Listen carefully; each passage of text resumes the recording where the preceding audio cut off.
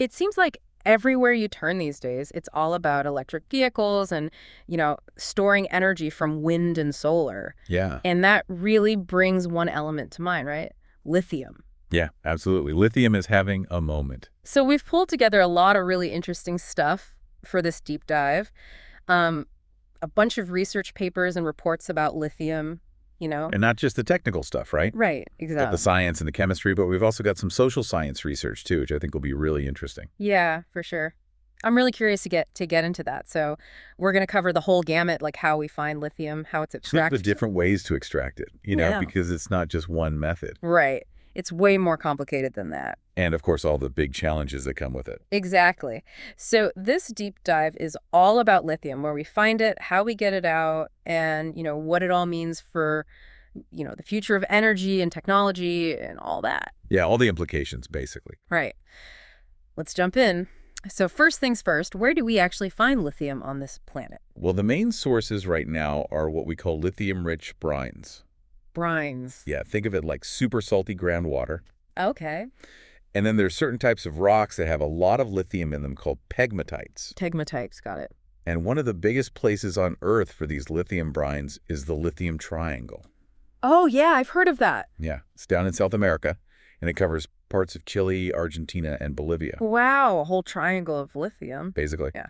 And then we've got big salt lake deposits in China, too, up on the Qinghai Tibet Plateau. Okay. And then there are smaller deposits scattered around the world, like in the western U.S. and parts of northern Africa. So brines and pegmatites, those are like the heavy hitters right now. For sure. But I feel like I've also heard about other potential sources of lithium. Like, is there anything else on the horizon? Yeah, you're right. There are some other sources that are starting to get more attention. Well, there are these things called volcanic clay type and carbonate-hosted clay type deposits. And some people think they could be a big deal in the future. Interesting. Yeah, and if you zoom out and look at the total estimated global lithium resources, it's actually kind of mind-blowing. How much are we talking? In terms of what we think is recoverable from minerals, it's about 4.4 million tons. Okay. But brines hold way more, something like 23.5 million tons. Wow. So brines are the real treasure trove. Yeah, for now at least. Oh. Then there's lithium in clays like hectorite and jadeite. About 1.5 million tons recoverable from those respectively. Okay. And then get this, the oceans are estimated to contain a whopping 44.8 billion tons of lithium. Whoa. That's an insane amount. But I guess getting it out of the ocean is a whole other challenge. Yeah, that's the big question, right? The lithium might be there, but how do you actually extract it in a way that makes sense? Right, that makes sense. Okay, let's stick with the brines for a minute. How do we get the lithium out of all that salty water? So the traditional method is what we call evaporitic technology. Evaporitic, okay. Basically, they create these huge, shallow ponds out in the open. Like massive evaporation pools. Yeah, exactly. And they pump the lithium-rich brine into these ponds, and then they just kind of let nature do its thing. So the sun and wind just evaporate the water. Exactly. And as the water evaporates, the lithium gets more and more concentrated. Okay. And at the same time, other salts that were dissolved in the brine, like sodium, potassium, magnesium, they start to crystallize and sink to the bottom. Interesting. So it's like a natural filtration process. In a way, yeah. Then after months and months of this evaporation, the lithium concentration is high enough that they can move on to the next stage, which is chemical processing. Months. That sounds super slow. It's a very time-consuming process. Yeah. And to give you an idea, the whole thing from exploration and testing a site to actually producing lithium on a commercial scale can take like 10 years. 10 years? Yeah. And they need huge amounts of brine to get a decent amount of lithium. Like, how much are we talking? Well, one study said you might need something like 0.4 million liters of brine to get just 1 ton of lithium carbonate. And that's if the starting concentration is already pretty high, around 700 parts per million. So it's not exactly a quick and easy process? Not at all. And it comes with a bunch of drawbacks, too. Like what? Well, first of all, it's super dependent on the climate. You need lots of sunshine and low humidity for the evaporation to happen efficiently. So a place like the Atacama Desert is perfect. Yeah, exactly. Somewhere really dry. Yeah. And then the composition of the brine itself matters a lot, too. The presence of certain elements can really mess with the process. Oh, I see. And then there's the whole issue of waste. Because you're left with all those other salts, right? Exactly, mountains of salt. And the recovery rate for lithium isn't always that great either. It's often around 70%, but sometimes it could be even lower. So a lot of lithium is just lost in the process. Yeah, potentially. And on top of that, you usually have to pre-treat the brine to remove impurities like borates and magnesium. Which adds even more steps. Exactly, things like solvent extraction and precipitation. It all adds up. So it's pretty clear why researchers are looking for new ways to extract lithium, Absolutely. given all those limitations. What are some of the alternative technologies that are being explored? So there are a bunch of really interesting avenues that people are looking at. One is absorption. Adsorption, Yeah, okay. so this basically uses special materials that are designed to selectively grab onto lithium ions from the brine. So it's like a super specific filter for lithium? Yeah, you could think of it that way. Cool. What kind of materials are we talking about? Well, there are a few different ones like manganese dioxide, titanium dioxide, or aluminum hydroxide. Each material has its pros and cons. I see. The tricky part is that these materials have a limited capacity for how much lithium they can hold. And in real brines, there's a whole soup of other ions floating around that can compete with lithium for those binding sites. So it's like a crowded dance floor and everyone's trying to grab onto the lithium. Right, exactly. And that can reduce the efficiency of the process. Okay, so adsorption is one approach. What else is out there? Another promising method is ion exchange. Ion exchange. How does that work? It uses these special resins that can capture lithium ions, kind of like the adsorption materials, but with different chemistry. Yeah. One example that people are excited about is titanium IV antimonate, or TISB for short. Tisby, I got it. And this one's really interesting because it's remarkably selective for lithium. So it's like Tisby only wants to dance with lithium. Pretty much. Yeah. But again, the presence of other ions like potassium, magnesium, and calcium, they can interfere with the process. Right, those party crashers. Exactly. And then Yeah. there's another approach that's pretty different. Electrochemical methods. Electrochemical, so using electricity somehow. Exactly. They use electrodes to pull lithium ions directly out of the brine. Sounds pretty high tech. It is, but it has some challenges too. Like what? Well, the electrodes themselves can wear down over time because, the brine is a pretty harsh environment. Yeah, makes sense. And the lithium that gets extracted often needs to be further purified. Yeah. It's not pure enough right off the bat. So more steps in the process. Right. It's a constant challenge finding ways to simplify things. So we've got adsorption ion exchange and electrochemical methods. Are there any other ways to get lithium out of brine? Yeah, there's also precipitation. Precipitation, like making it rain lithium. Haha, not quite. It's more about getting the lithium to solidify out of the brine. Okay. One method involves creating something called lithium aluminate, which is a solid, and then they dissolve that solid in sulfuric acid to get the lithium back out. So it's like a two-step process. Yeah, and it can actually achieve pretty high lithium recovery rates, That's good. but it often requires large volumes of liquid to dissolve the lithium aluminate. And that means using a lot of fresh water. Exactly, which Huh. can be a big problem in arid regions where a lot of these brines are found. Right, water scarcity is a huge issue in many of those places. And then you end up with a fairly dilute lithium solution that you need to concentrate further. So again, more steps and potentially more energy use. It's always a balancing act. So we've covered a lot of ground with brines. What about those hard rock lithium sources, like the pegmatites? How do we get lithium out of those? For ores like spodumene, which is a lithium-rich mineral found in pegmatites, one method they're looking at is chlorination. Chlorination, like using chlorine. Yeah, but it's a multi-step process. How does it work? First, they take the raw spodumene, which is in a form called alpha spodumene, and they heat it up to a really high temperature, like 1180 degrees Celsius. Whoa, that's hot. Yeah, it's called calcination. And it changes the structure of the spodumene into a more reactive form called beta spodumene. So you're basically making the spodumene more receptive to the chlorine. Exactly. And then they treat this beta spodumene with chlorine gas, Huh. often at high temperatures too, like 910 degrees Celsius, using hydrogen chloride gas. Okay. And this pulls the lithium out in the form of lithium chloride. So you end up with lithium chloride, which is then processed further. Right? They have to convert it to lithium carbonate or lithium hydroxide, which are the forms that are used in batteries and other applications. Got it. So that's for spodumene. Are there different methods for other lithium-containing ores? Yeah, there are a bunch of different methods depending on the specific mineral you're dealing with, like lepidolite, petalite, amblygonite, and zinwaldite. So each mineral requires its own special recipe. Yeah, basically. Yeah. It might involve roasting the ore with salts, a process called decrepitation, followed by dissolving it in acid or other chemical treatments at specific temperatures to release the lithium. So it's all about finding the right combination of heat and chemicals to get the lithium out. Exactly. And it's worth noting that a lot of these new technologies for lithium extraction, whether it's from brines or from hard rock, are still in the early stages of development. Because it's a really active area of research. Absolutely. There's a lot of innovation happening right now. That's exciting. Now, we talked about the oceans having a massive amount of lithium and also those hydrothermal vents. Right. Are we actually trying to get lithium from those sources? Yeah, there's definitely interest in that, especially in the long term. It seems like a huge challenge, though, given how dilute the lithium is in seawater. Yeah, it is. I mean, the concentration of lithium in seawater is way, way lower than in brines. But the sheer volume of the oceans is mind-boggling. Right. It's almost an unlimited resource. Exactly. So even if you can only extract a tiny fraction of the lithium, it could still be a huge amount. Makes sense. What about those hydrothermal vents? So those are interesting too because they tend to have higher concentrations of lithium than seawater. Oh, really? Yeah, for example, there are some hydrothermal vents in Japan that have been studied.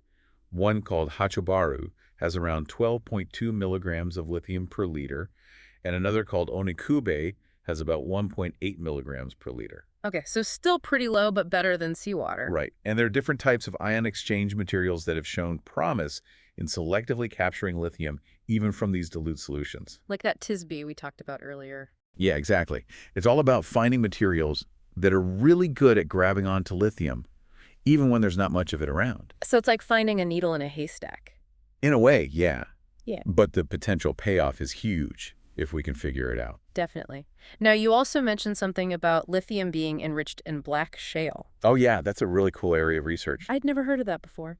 So they've found these black shale formations in the Nannan area of China that have surprisingly high lithium concentrations around 1,000 parts per million. That's pretty high for a rock formation. Yeah, it is. And what's interesting is that the amount of lithium seems to be linked to the amount of a specific clay mineral called elite. Elite. And researchers think that this lithium-rich elite formed from the weathering of continental rocks, and then it got deposited as sediment. So it's like the lithium was carried by rivers and ended up in this black shale. Yeah, that's the idea. And the conditions where this shale formed were pretty unique. It was a Huh. low-oxygen environment. How can they tell that? Well, they found these tiny spherical pyrite crystals in the shale, and also high levels of organic matter, which are both indicators of low oxygen. Fascinating. So this black shale could be a whole new type of lithium deposit. Yeah, it's expanding our understanding of where and how lithium can accumulate in the Earth's crust. So we've talked about where we find lithium and all the different ways to extract it. What are some of the big environmental considerations that we need to keep in mind with all of this? Yeah, the environmental impacts are really important to consider. I mean, the traditional evaporitic methods for extracting lithium from brines, they use a massive amount of water. Right, because you're basically just evaporating millions of liters of water. Exactly. And that can have a huge impact on local water resources, especially in arid regions like the Atacama Desert, where water is already scarce. Yeah, it's like you're competing with local communities and ecosystems for a precious resource. Exactly. And then there's the issue of what to do with the leftover brine after you've extracted the lithium. Because it's not just pure water, right? Yeah. Right? It's still super salty. Mm-hmm. And depending on the extraction method, it might contain traces of other chemicals that were used in the process. Things like aluminum, titanium, manganese, organic solvents, or ionic liquids. So it's kind of a chemical cocktail. Yeah, and if you just dump that back into the environment, Yeah. it could have all sorts of unintended consequences. It could pollute water sources or harm wildlife. Exactly. And these salt flats, where a lot of these brines are found, they're actually unique ecosystems that support all sorts of specialized life, like the Salar de Uyuni, which is this incredible salt flat in Bolivia. It's home to these amazing microbial communities, and we don't fully understand how they might be affected by changes in the brine chemistry. So it's like a delicate balance that we need to be really careful not to disrupt. Exactly. And some researchers are looking at ways to extract multiple valuable materials from the brines at the same time. Oh, interesting. Like a one-stop shop for minerals. Yeah, so instead of just getting lithium, you might also extract boron, magnesium, potassium, or even common table salt. That's a really cool idea. It would make the process more efficient and reduce waste. Right. And then there's the question of what to do with the leftover brine, even if you've removed as many valuable minerals as possible. So you can't just dump it back into the salt flat. Well, it's not that simple. Mm. Some people are looking at the possibility of re-injecting the brine back to the ground, but that requires careful monitoring and really site-specific studies to make sure it doesn't harm the environment. So it's not a one-size-fits-all solution. Definitely not. Each salt flat is unique and needs to be treated that way. It sounds like there's a lot of research and careful planning that needs to happen to make sure lithium extraction is done sustainably. Absolutely.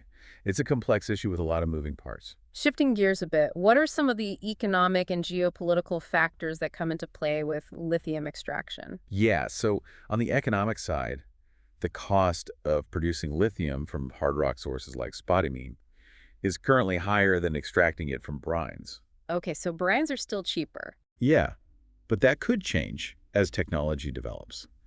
And geopolitically, lithium is a really interesting case because it's so closely tied to the rise of electric vehicles and renewable energy. Right. It's like the key to the clean energy transition. Exactly. And that gives it a lot of strategic importance, especially for countries that have large lithium reserves. Like countries in the lithium triangle. Exactly. And in some of these countries, lithium is seen as a way to boost their economies and achieve greater national independence. I can see how that would be appealing. Yeah, like in Bolivia, for example, there's this whole national vision around lithium. They see it as a way to industrialize, create jobs, and break free from their history of just exporting raw materials. It's like lithium is a symbol of progress and self-sufficiency. Yeah, exactly. Yeah. But it also raises a lot of questions about who controls these resources and who benefits from them. Right, because if you have these valuable lithium deposits on your land, it's not always clear who gets to decide how they're developed. And that can lead to tension. Like in Bolivia, there are indigenous communities that have traditional land rights in the areas where a lot of the lithium is found. And they're worried about the impact of mining on their land and their way of life. Exactly. So there are a lot of complex social and political issues that need to be addressed alongside the technical challenges of lithium extraction. It's not just about digging up the lithium, it's about making sure it benefits everyone in a sustainable way. That's the goal. Yeah. And it's a global challenge because the demand for lithium is only going to increase as the world transitions to clean energy. So we need to figure out how to do it right. Absolutely. Now, remember you mentioned something about magnesium being a common impurity in brines that often needs to be removed. Yeah, that's right. Magnesium is a very common element found in both brines and seawater, and it often needs to be separated out during the lithium extraction process. And what do they do with all that magnesium? Well, it turns out that magnesium hydroxide, which is a common byproduct of lithium extraction, actually has some useful applications.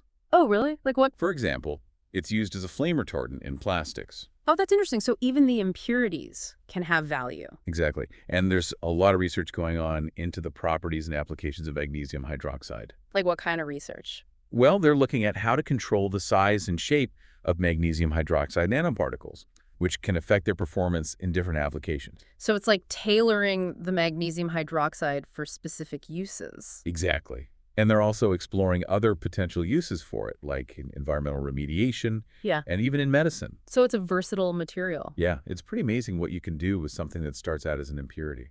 Well, we've covered a ton of ground in this deep dive we've talked about where lithium is found, how it's extracted, the environmental challenges, the economic and social implications. It's been a really fascinating journey. Yeah, it's a complex topic, but it's so important for the future. So for our listeners out there, what are the key takeaways that you would want them to remember from this conversation? I think the main points are, first, lithium is absolutely crucial for the future we're building with electric vehicles and renewable energy. It's the battery metal. Exactly. And second, the ways we extract lithium are constantly evolving to try and keep up with demand and to overcome the limitations of traditional methods. But those new technologies also come with their own set of challenges. Right, like finding ways to minimize the environmental impact. Yeah, that's a huge one. And lastly, I think it's important to remember that the story of lithium is about more than just rocks and brine. It's connected to so many things. Right. It's tied to economic development, national ambitions, social justice, environmental sustainability. It's a really multifaceted issue. So for you, our listener, what do you think is the most promising and sustainable path forward for lithium production in the long run? Given all the trade-offs that we've discussed, it's a question worth pondering. And if you're interested in learning more, I'd encourage you to delve deeper into some of the topics we've touched on today, like the specifics of different extraction technologies, the geopolitics of lithium, or the environmental impact assessments of lithium projects around the world. There's a whole universe of information out there just waiting to be explored. Yeah, it's constantly evolving, so there's always something new to discover. Exactly. That's what makes it so fascinating. Absolutely. Thanks for joining us for this deep dive into the world of lithium. My pleasure. It's been a great conversation. Until next time. See ya.